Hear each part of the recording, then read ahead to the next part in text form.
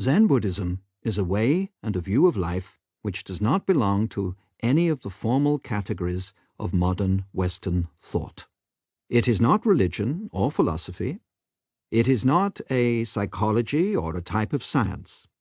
It is an example of what is known in India and China as a way of liberation, and is similar in this respect to Taoism, Vedanta, and yoga. As will soon be obvious, a way of liberation can have no positive definition. It has to be suggested by saying what it is not, somewhat as a sculptor reveals an image by the act of removing pieces of stone from a block. Historically, Zen may be regarded as the fulfillment of long traditions of Indian and Chinese culture, though it is actually much more Chinese than Indian. And since the 12th century, it has rooted itself deeply and most creatively in the culture of Japan. As the fruition of these great cultures, and as a unique and peculiarly instructive example of a way of liberation, Zen is one of the most precious gifts of Asia to the world. The origins of Zen are as much Taoist as Buddhist, and because its flavor is so peculiarly Chinese, it may be best to begin by inquiring into its Chinese ancestry, illustrating at the same time what is meant by a way of liberation, by the example of Taoism. Much of the difficulty and mystification which Zen presents to the Western student is the result of his unfamiliarity with Chinese ways of thinking, ways which differ startlingly from our own, and which are, for that very reason, of special value to us in attaining a critical perspective upon our own ideas.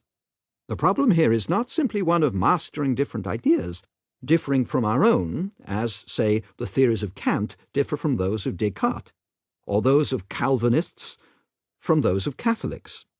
The problem is to appreciate differences in the basic premises of thought and in the very methods of thinking. And these are so often overlooked that our interpretations of Chinese philosophy are apt to be a projection of characteristically Western ideas into Chinese terminology. This is the inevitable disadvantage of studying Asian philosophy by the purely literary methods of Western scholarship, for words can be communicative only between those who share similar experiences. This is not to go so far as to say that so rich and subtle a language as English is simply incapable of expressing Chinese ideas. On the contrary, it can say much more than has been believed possible by some Chinese and Japanese students of Zen and Taoism, whose familiarity with English leaves something to be desired. The difficulty is not so much in the language as in the thought patterns which have hitherto seemed inseparable from the academic and scientific way of approaching a subject. The unsuitability of these patterns for such subjects as Taoism and Zen is largely responsible for the impression that the Oriental mind is mysterious, irrational, and inscrutable. Furthermore, it need not be supposed that these matters are so peculiarly Chinese or Japanese that they have no point of contact with anything in our own culture. While it is true that none of the formal divisions of Western science and thought corresponds to a way of liberation, R. H. Blythe's marvelous study of Zen in English literature has shown most clearly that the essential insights of Zen are universal. The reason why Taoism and Zen present, at first sight, such a puzzle to the Western mind is that we have taken a restricted view of human knowledge.